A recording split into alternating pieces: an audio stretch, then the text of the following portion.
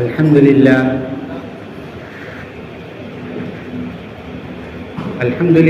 نحمده ونستعينه ونستغفره ونؤمن به ونتوكل عليه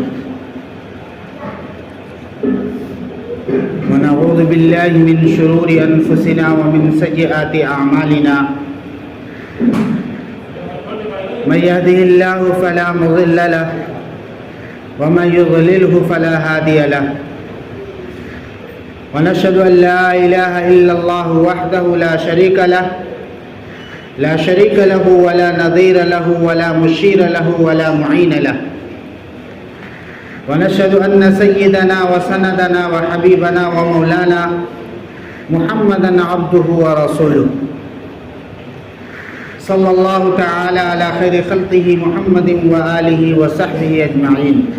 أما بعد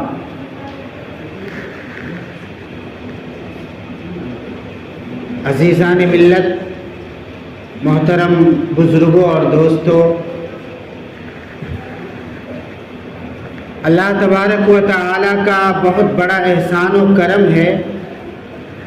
کہ اس مالک حقیقی نے ہم سب کو ایمان کی دولت بخشی اور اللہ تبارک و تعالی نے ہمیں ماہ محرم عطا فرمایا۔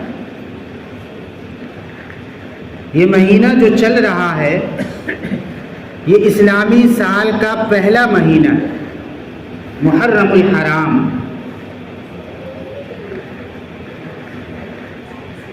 اللہ تبارک و تعالی نے اس مہینے کی حرمت،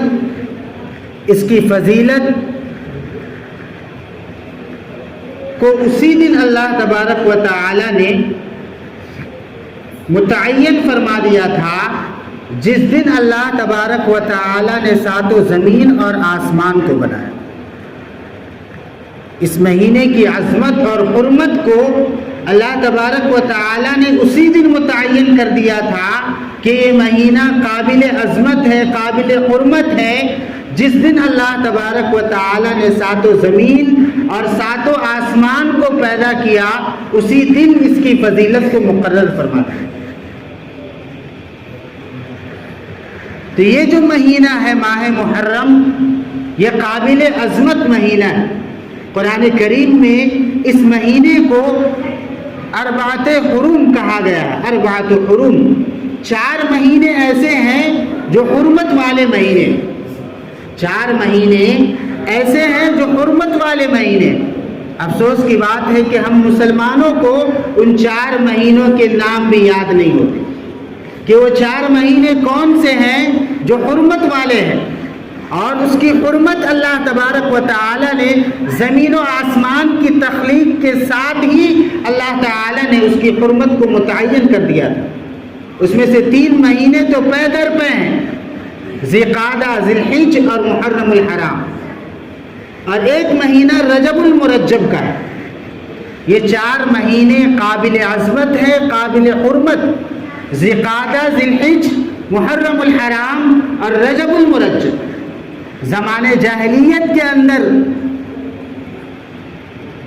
عرب کے لوگوں کے اندر بھی اس مہینے کی حرمت اور اس کا اکرام اور اس کی عزت پائی جاتی۔ مکے کے لوگ بھی اس 4 مہینے کی عزت کرتے تھے، اس کا احترام کرتے تھے، اس کی قدر کرتے تھے۔ وہ لوگ کہ جن کے یہاں صدیوں لڑائیاں جاری رہتی تھی، جو لوگ ہمیشہ لڑائیوں میں مشغول رہا کرتے تھے، لیکن جب یہ 4 مہینے آتے تو ان 4 مہینوں کے اندر اپنی لڑائیوں کو روک دیتے، موقوف کر دیتے۔ ان مہینوں کے اندر لڑائیاں نہیں کرتے تھے، ان مہینوں کے اندر وہ اپنے اسفار کرتے تھے، تجارتی سفر کرتے تھے، کیونکہ انہیں معلوم تھا کہ ان 4 مہینوں کے اندر کوئی ہم پر حملہ نہیں کرے گا، نہ ہماری جان کو کوئی خطرہ ہے، نہ ہمارے مال کو کوئی خطرہ ہے۔ اس لیے ان 4 مہینوں کے اندر وہ لوگ تجارتی اسفار کیا کرتے تھے، اور ان کے دلوں میں بھی ان 4 مہینوں کی حرمت اور عظمت۔ جناب محمد الرسول اللہ صلی اللہ علیہ وسلم نے اس کی فضیلت کو بتلایا، اس مہینے کی عظمت کو بتلایا۔ اس مہینے کی فضیلت کو بتلاتے ہوئے اللہ کے نبی صلی اللہ علیہ وسلم نے ارشاد فرمایا افضل الصیام بعد رمضان شہر اللہ المحرم، کہ رمضان کے بعد سب سے افضل روزہ، سب سے بہترین روزہ اللہ کے مہینے محرم الحرام کے مہینے کا روزہ ہے۔ شہر اللہ المحرم، اللہ کا مہینہ جو محرم الحرام ہے، اس مہینے کے روزے رمضان کے بعد سب سے افضل روزے قرار دیے گئے۔ اللہ کے نبی صلی اللہ علیہ وسلم نے اس کی فضیلت بیان فرمائی۔ یوں تو اللہ تعالیٰ کے سب مہینے، 12 مہینے اللہ تعالیٰ کے پورے سال، اور سال میں جتنے دن ہوتے ہیں وہ سب اللہ تعالیٰ کے لیے، لیکن جس مہینے کی نسبت اللہ تعالیٰ نے اپنی جانب کر دی ہو، اس کی عزت، اس کا اکرام، اس کا احترام، اس کی فضیلت جو ہے وہ دوسرے مہینوں کے مقابلے میں بڑھ جاتی۔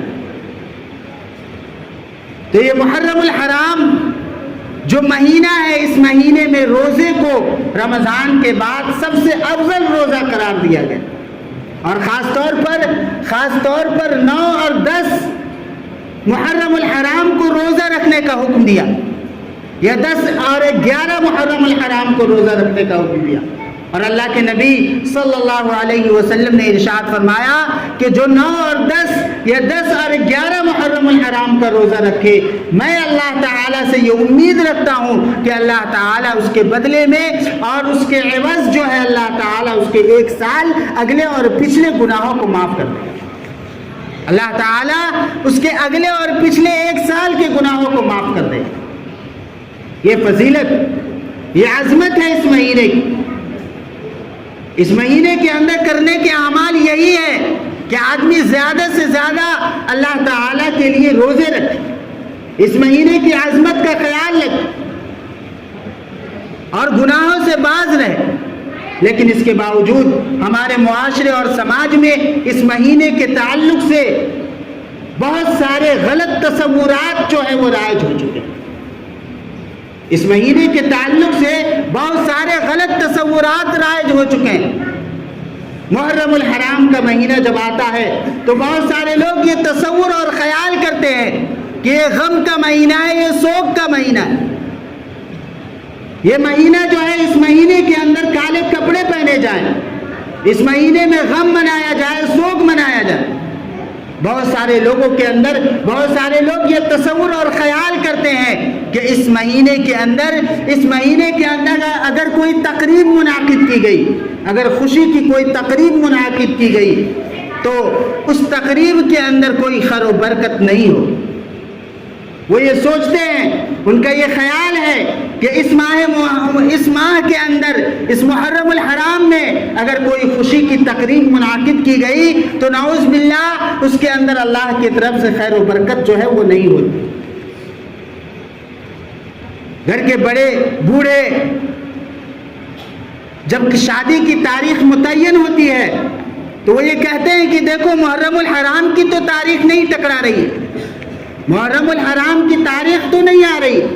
کیونکہ ان کا یہ خیال اور تصور ہے اور یہ سوچتے ہیں کہ محرم الحرام کے اندر اگر خوشی کی کوئی تقریب منعقد کی گئی تو اس کے اندر نعوذ باللہ خیر و برکت نہیں ہوتی۔ یہ غلط تصور اور یہ غلط خیال ہمارے سماج اور معاشرے میں رائج ہو چکا ہے۔ ہمارے سماج اور معاشرے میں یہ بات بھی رائج ہو چکی ہے کہ اس مہینے میں کوئی خوشی کی تقریب منعقد نہ کی جائے۔ یہ مہینہ جو ہے وہ غم کا مہینہ ہے، یہ مہینہ جو ہے وہ سوگ کا مہینہ، اور یہ مہینہ جو ہے، اس مہینے کے اندر حضرت سیدنا حضرت حسین رضی اللہ عنہ کی شہادت کا واقعہ پیش آیا۔ اس کی وجہ سے لوگ اس مہینے کو غم کا مہینہ تصور کرتے ہیں، اس مہینے کو سوگ کا مہینہ تصور کرتے ہیں، اس مہینے میں کالا کپڑا پہننے کو ضروری اور لازمی سمجھتے ہیں، کیونکہ اس مہینے کے اندر حضرت حسین رضی اللہ عنہ کی شہادت کا المناک اور دردناک واقعہ پیش آیا۔ بہت سارے لوگ یہ تصور اور خیال کرتے ہیں۔ تو یہ بات اچھی طریقے سے جان لیں کہ اللہ تبارک و تعالی نے اس مہینے کی عظمت اور اس مہینے کی فضیلت اور اس مہینے کی حرمت جو ہے اللہ تبارک و تعالی نے اسی دن متعین فرما دی تھی جس دن اللہ تعالی نے ساتوں زمین اور ساتوں آسمان کو پیدا کیا۔ حضرت حسین رضی اللہ عنہ کی شہادت کے واقعے کی وجہ سے اس مہینے کی کوئی فضیلت نہیں ہے، بلکہ یہ حضرت حسین رضی اللہ عنہ کے لیے یہ فضیلت کا مقام ہے کہ اللہ تبارک و تعالی نے ان کی شہادت کے لیے اس ماہ مبارک کا انتخاب فرمایا۔ حضرت حسین رضی اللہ عنہ کی شہادت کی وجہ سے یہ مہینہ محترم اور قابل عظمت نہیں ہے، بلکہ حضرت حسین رضی اللہ عنہ کے لیے یہ سعادت کی بات ہے کہ ان کا سانحہ شہادت جو ہے ان کی شہادت کا دردناک واقعہ جو ہے وہ واقعے کے لیے اللہ تبارک و تعالی نے اس مہینے کا انتخاب فرمایا اور اس مہینے کے اندر حضرت حسین رضی اللہ عنہ کی شہادت پیش کی۔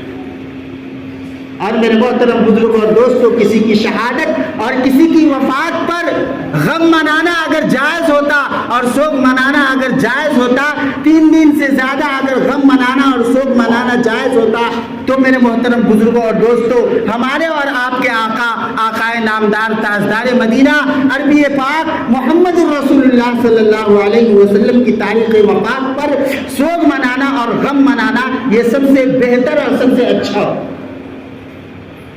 کیونکہ آپ صلی اللہ علیہ وسلم کی وفات کا دن وہ کٹھن اور وہ المناک اور وہ غمناک دن تھا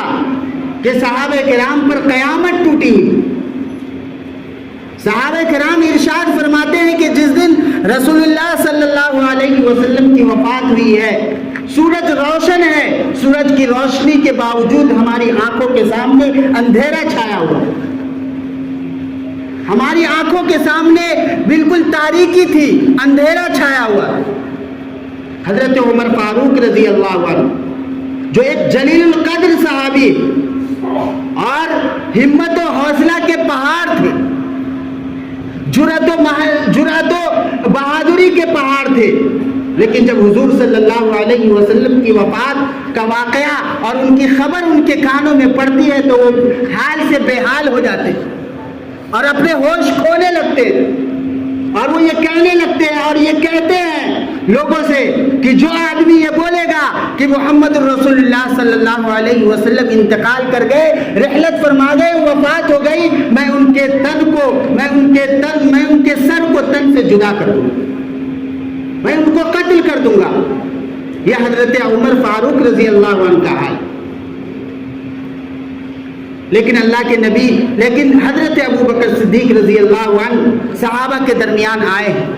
اور قرآن کریم کی آیت کریمہ کی تلاوت کی وما محمد الا رسول قد خلت من قبلہ الرسل، پوری آیت کریمہ جو ہے وہ حضرت ابو بکر صدیق رضی اللہ عنہ نے تلاوت کی اور صحابہ کو تسلی دی کہ محمد جو ہے وہ صرف اللہ کے رسول تھے، اور اس سے پہلے بھی بہت سارے رسول آئے اور وہ آ کر کے چلے گئے، ہمارے بھی نبی دنیا کے اندر آئے تھے اور آ کر کے اپنی متعین مدت مکمل کر کے وہ اللہ کے پیارے ہو گئے، اس میں زیادہ پریشان ہونے کی بات نہیں۔ پھر صحابہ کرام کو تسلی ہوئی، صحابہ کرام اپنے رسول سے کتنی محبت کیا کرتے ہیں۔ ایک صحابی کے بارے میں لکھا ہے کہ ایک صحابی اپنے باغ میں کام کر رہے تھے اور حضور صلی اللہ علیہ وسلم کی وفات کی خبر ان کے بیٹے نے پہنچائی، وہ اپنے باغ میں کام کر رہے ہیں، جب حضور صلی اللہ علیہ وسلم کی وفات کی خبر وہ سنے تو آسمان کی طرف اپنے ہاتھ کو اٹھایا اور اللہ تعالی سے دعا کی کہ اے اللہ، ان آنکھوں سے میں حضور صلی اللہ علیہ وسلم کو دیکھا تھا اور دیکھتا تھا، اور حضور صلی اللہ علیہ وسلم کو دیکھنے کے بعد میری آنکھیں ٹھنڈی ہو جاتی تھی، لیکن اب حضور صلی اللہ علیہ وسلم اس دنیا میں نہیں رہے، اے اللہ مجھے دنیا کی کوئی چیز دیکھنے کی ضرورت نہیں، تو میری آنکھوں کی بینائی کو لے لے، تو میری آنکھوں کی روشنی کو اے اللہ تو لے لے، مجھے اندھا بنا دے۔ اور اللہ تبارک و تعالی جو ہے ان کی دعا کو قبول بھی فرما لیتے ہیں اور وہ اندھے بھی ہو جاتے ہیں، اس کے باوجود ان کو کوئی ملال نہیں، کوئی افسوس نہیں کہ میری بینائی جو ہے وہ چلی گئی، میری آنکھوں کی روشنی چلی گئی۔ نبی سے اس قدر محبت کرنے والے تھے، نبی کو اس قدر چاہنے والے تھے، نبی سے اس قدر عقیدت و محبت تھی. تو میرے محترم بزرگوں اور دوستو، اگر شریعت کے اندر غم منانا اور سوگ منانا کسی کے لیے 3 دن سے زیادہ جائز اور درست ہوتا تو وہ نبی کریم صلی اللہ علیہ وسلم کے لیے ہوتا، اور نبی کریم صلی اللہ علیہ وسلم کے وفات کے دن میں سوگ منائے. لیکن آپ صلی اللہ علیہ وسلم نے ارشاد فرمایا کہ کسی بھی شخصیت کے لیے، کسی سے بڑی شخصیت کے لیے، کسی کے لیے جائز نہیں ہے کہ 3 دن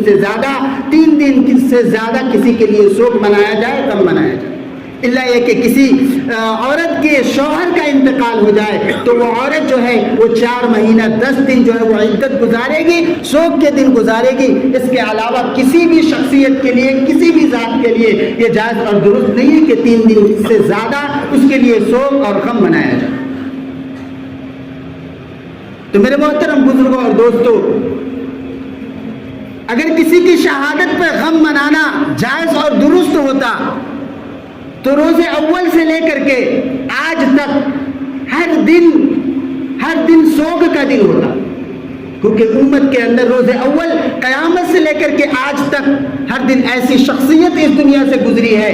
کہ جس کے اوپر آنسو بہایا جائے، سوگ منایا جائے، تو ہر دن جو ہے وہ سوگ کا دن ہوتا، غم کا دن ہوتا.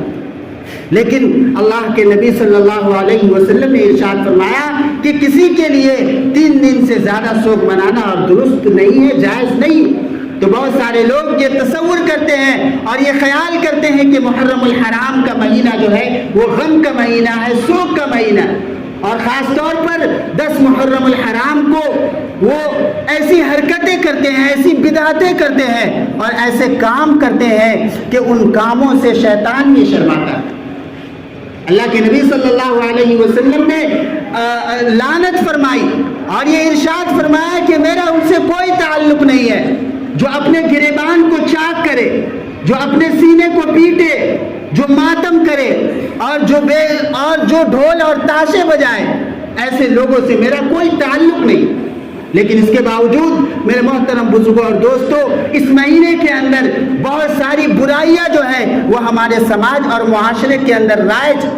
ضرورت اس بات کی ہے کہ ہم برائیوں کو ختم کرنے کا عہد کریں اور ان برائیوں سے باز آئیں. اللہ تعالی ہم سب کو کہنے سننے سے زیادہ عمل کی توفیق عنایت فرمائے. وآخر دعوانا ان الحمد للہ رب العالمین. جو